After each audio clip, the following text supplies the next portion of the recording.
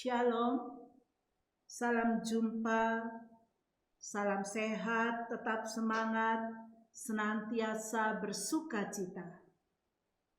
Kembali kita bertemu dan merenungkan serta berjalan bersama Santo Petrus, bagaimana dia menemukan Tuhan. Tema pertemuan keempat, dengarkanlah Dia. Mari kita masuk dalam pertemuan dengan membuat tanda kemenangan kita. Dalam nama Bapa dan Putra dan Roh Kudus. Amin. Bapa yang Maha Kasih, syukur kami haturkan kepadamu atas kemurahan-Mu, sehingga di masa Prapaskah ini, kami masih dapat meneruskan perjalanan bersama Santo Petrus untuk lebih mengenal Yesus, Guru dan Tuhan kami. Kami masih merasakan teguran keras Yesus kepada Petrus sebagai teguran untuk kami. Dalam pertemuan keempat bersama Santo Petrus, kami diajak Yesus naik ke atas gunung untuk mengalami kemuliaannya. Utuslah Roh Kudus-Mu untuk menerangi budi dan hati kami, sehingga kami menemukan makna iman dari peristiwa kemuliaan Yesus di atas gunung itu, demi pengudusan hidup kami dan kemuliaan nama-Mu, kini dan sepanjang masa. Amin. Bapak, Ibu, Saudara yang terkasih, mari kita siapkan untuk membaca Injil yang diambil dari Injil Markus bab 9 ayat 2 sampai 10. Kita dengarkan atau kita baca bersama. 6 hari kemudian Yesus membawa Petrus, Yakobus, dan Yohanes bersama-sama dengan mereka. Ia naik ke sebuah gunung yang tinggi. Di situ mereka sendirian saja. Lalu Yesus berubah rupa di depan mata mereka dan pakaiannya sangat putih berkilat-kilat. Tidak ada seorang pun di dunia ini yang dapat mengelantang pakaian seperti itu. Maka nampaklah kepada mereka Elia bersama dengan Musa. Keduanya sedang berbicara dengan Yesus. Kata Petrus kepada Yesus, "Rabi, betapa bahagianya kami berada di tempat ini. Baiklah kami dirikan 3 kemah, 1 untuk engkau, 1 untuk Musa, dan 1 untuk Elia." Ia berkata demikian sebab tidak tahu apa yang harus dikatakannya, karena mereka sangat ketakutan. Maka datanglah awan menaungi mereka, dan dalam awan itu terdengarlah suara, "Inilah anak yang kukasihi, dengarkanlah dia." Dan sekonyong-konyong waktu mereka memandang sekeliling mereka, mereka tidak melihat seorang pun lagi bersama mereka, kecuali Yesus seorang diri. Pada waktu mereka turun dari gunung itu, Yesus berpesan kepada mereka supaya mereka jangan menceritakan kepada seorang pun apa yang telah mereka lihat itu. Sebelum Anak Manusia bangkit dari antara orang mati, mereka memegang pesan tadi sambil mempersoalkan di antara mereka apa yang dimaksud bangkit dari orang mati. Demikianlah sabda Tuhan. Terpujilah Kristus. Bapak, Ibu, Saudara-saudari yang terkasih, kita diajak bersama untuk mendalami bacaan tadi.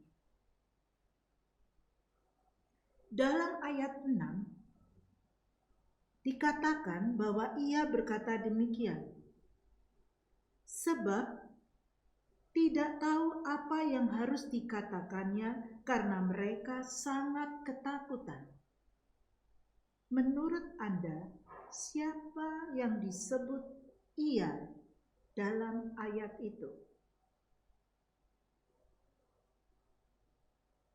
Menurut Anda, mengapa Yesus berpesan kepada ketiga muridnya supaya mereka jangan menceritakan kepada siapapun apa yang mereka lihat?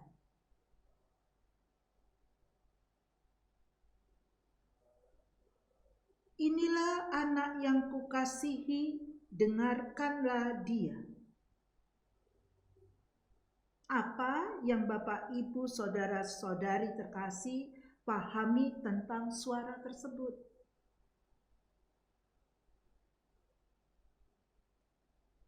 Mari kita bersama kita renungkan bacaan tadi dalam renungan yang akan saya bacakan.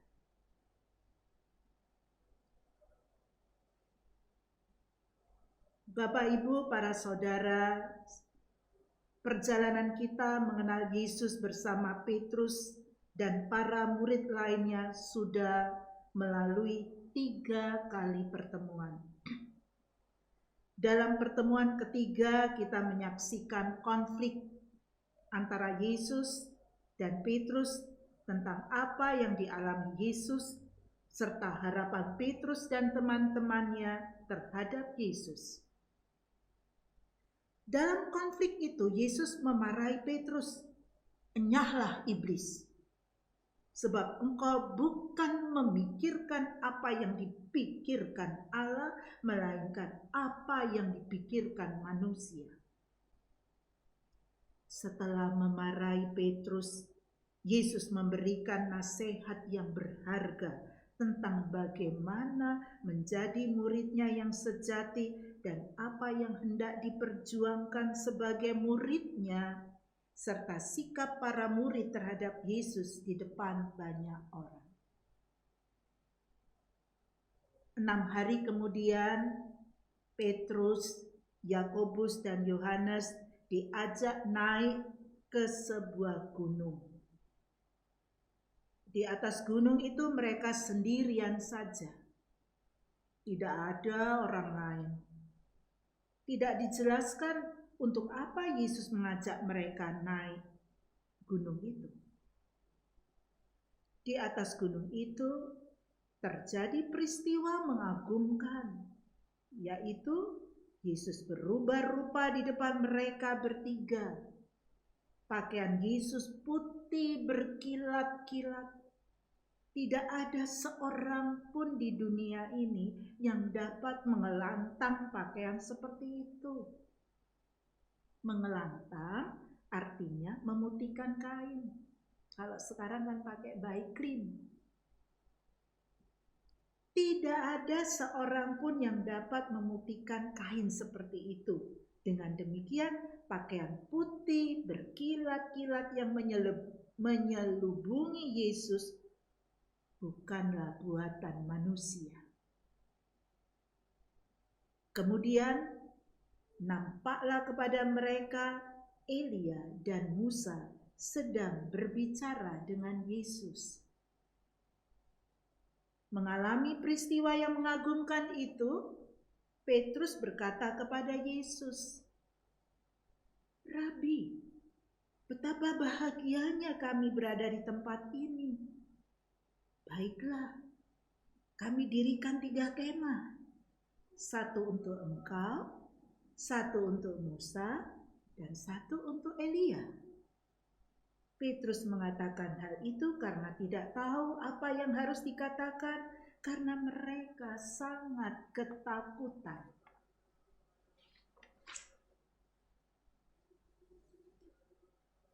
Bapak, Ibu yang terkasih, peristiwa perubahan rupa Yesus sangat mengejutkan dan mengagumkan Petrus, Yakobus, dan Yohanes.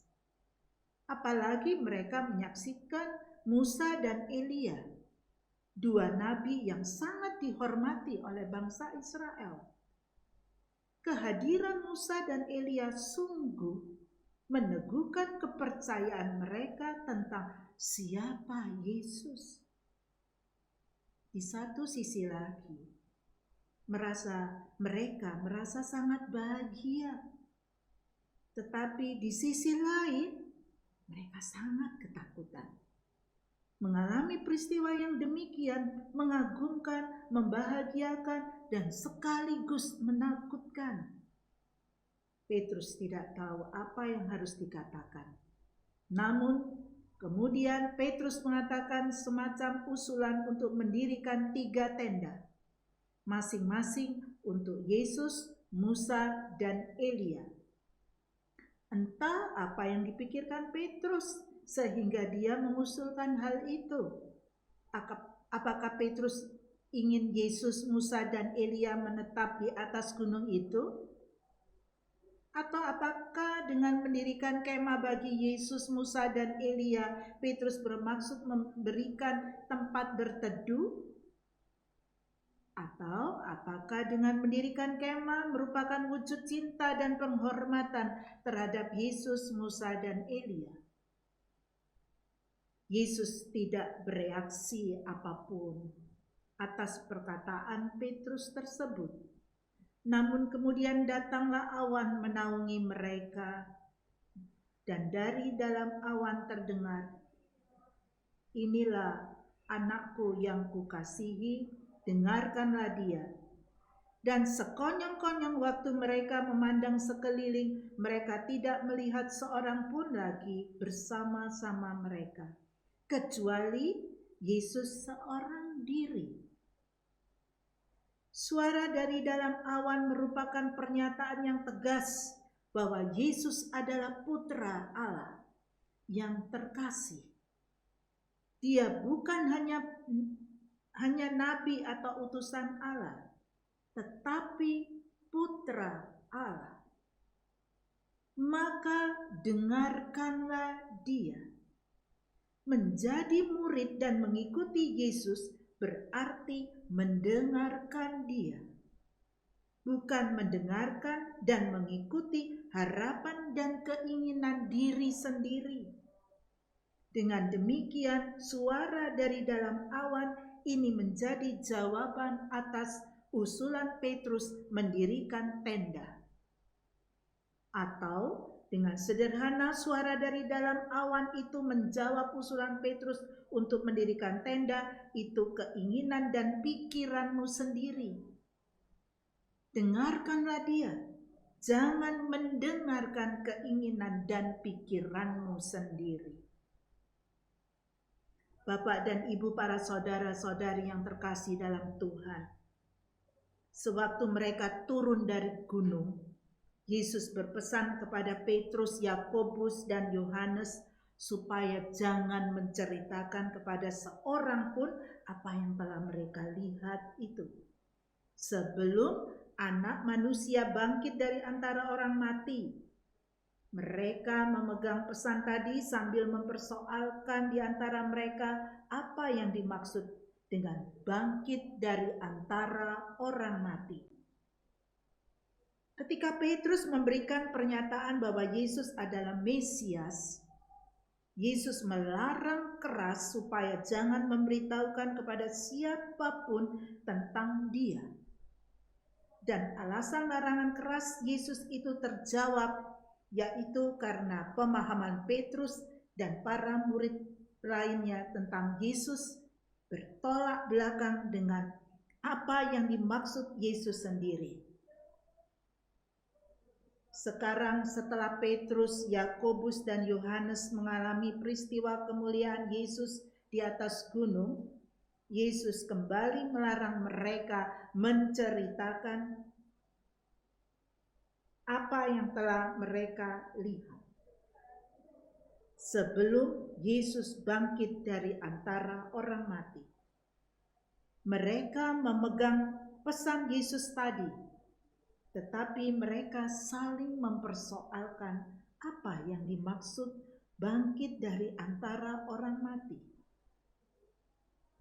Tentu tidak ada seorang pun dari para murid Yesus mengerti yang dimaksud Yesus dengan bangkit dari antara orang mati. Bapak, Ibu, saudara-saudari yang terkasih, apa yang telah kita dengar bersama dalam renungan tentang bacaan Injil yang telah kita baca tadi, ada beberapa pertanyaan secara pribadi.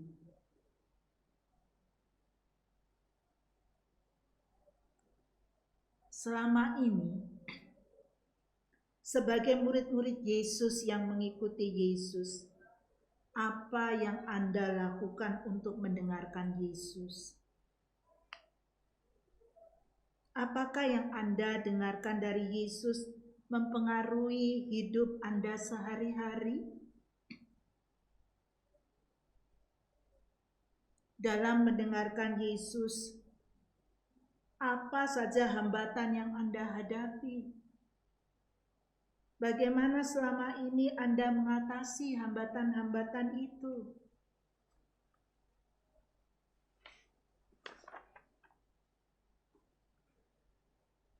Dari sekian banyak sabda Yesus yang Anda dengarkan dalam berbagai kesempatan, apakah ada sabda yang paling berkesan bagi Anda? Coba katakan sabda Yesus itu dengan bahasa Anda sendiri. Mengapa sabda itu berkesan bagi Anda? Jika Anda punya waktu dan bersedia, cobalah baca ulang secara pelan-pelan teks Injil pertemuan 1, 2, 3, sampai pertemuan 4 ini. Nilai apa yang dapat Anda petik? Bapak Ibu, setelah kita renungkan, kita membuat pernyataan-pernyataan pribadi dari pertemuan 1, 2, 3, dan 4.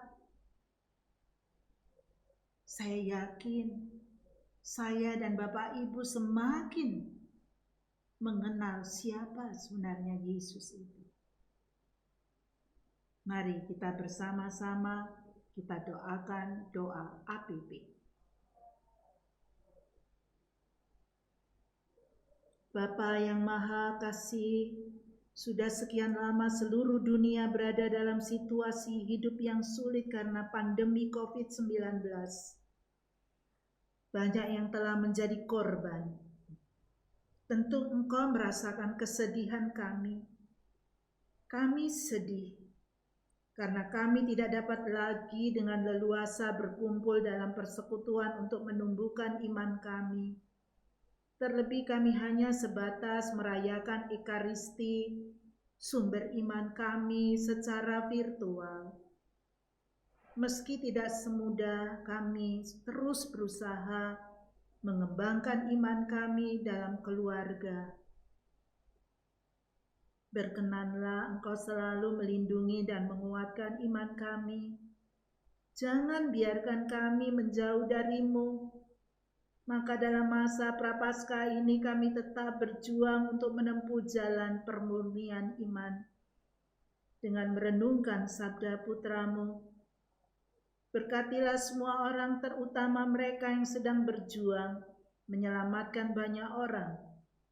Berkatilah juga para pemimpin masyarakat, negara, dan gereja, para gembala umat di lingkungan, stasi, dan paroki beserta keluarga mereka.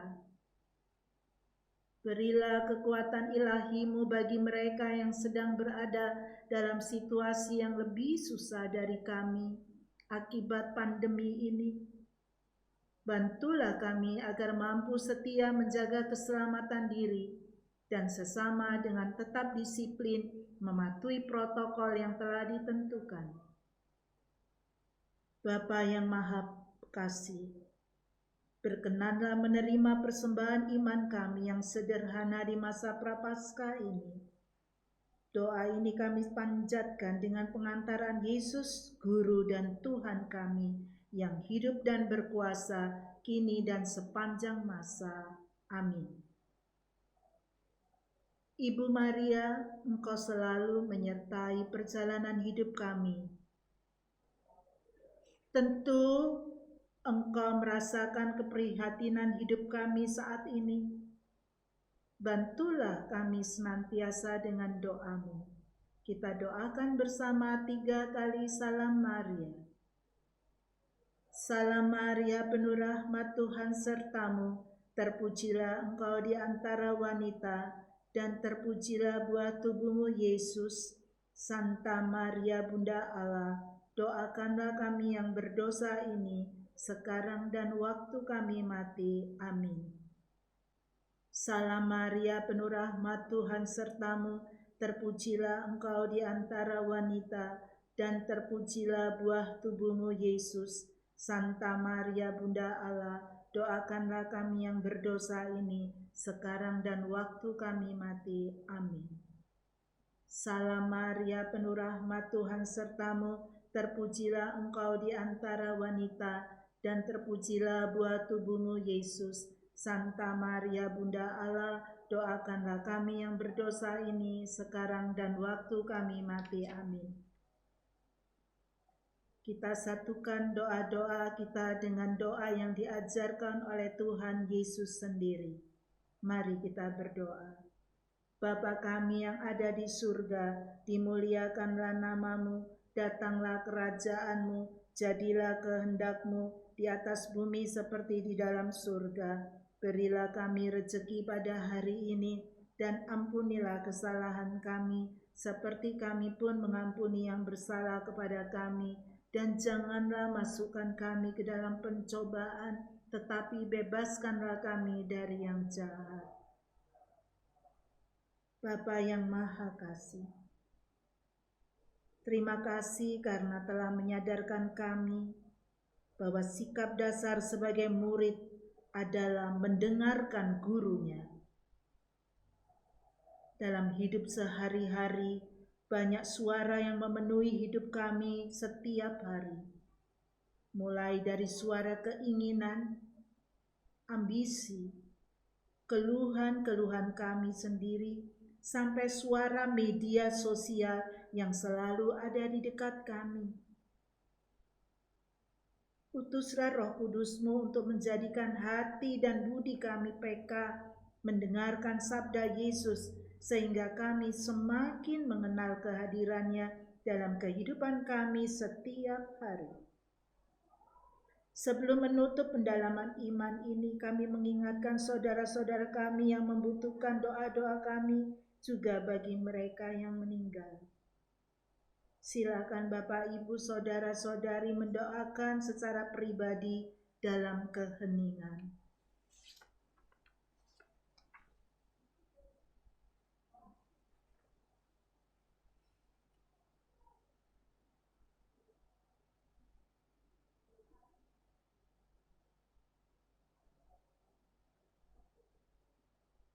Tuhan, jagalah dan lindungilah perjalanan hidup kami selanjutnya sebagai persekutuan murid-murid Kristus yang dewasa dalam iman, guyup, penuh pelayan, dan misioner. Demi kemuliaan nama-Mu sepanjang segala masa. Amin. Bapak, Ibu, saudara-saudari yang terkasih, demikianlah pertemuan APP, pertemuan yang keempat telah selesai. Semoga senantiasa kita dirahmati olehnya. Dalam nama Bapa dan Putra dan Roh Kudus. Amin.